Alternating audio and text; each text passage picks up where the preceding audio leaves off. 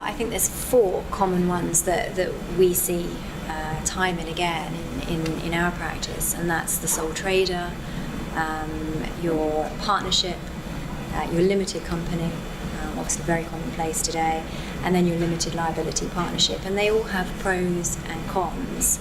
And I think the one thing I would say at the outset is choose the model that suits your business, not what you think you should be sort of shoehorning your business into. And nothing is written in stone. So what works for you today and your business model today may well change several years down the line. And there is quite a lot of flexibility in that. So again, focus on what you want to achieve right now and build a really good business plan around that.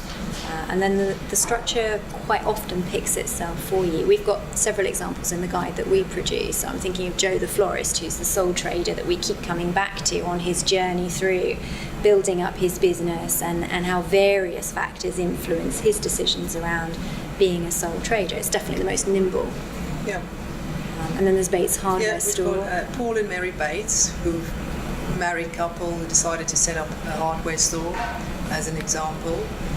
They're the partnership. They're the partnership because they wanted to have equal say in what happens, and they wanted to share equally as well in profit and sometimes in the hard times as well. And then we've got our standard example of a limited company. We've used artichokes and onions. They are example in our guide of a limited company.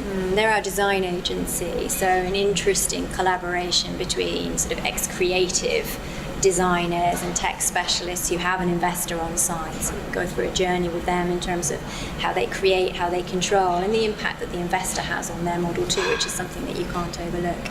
And then the vets. Yeah, we've got Best Vets LLP, which is the limited liability partnership, where three vets basically decided to join together and set up.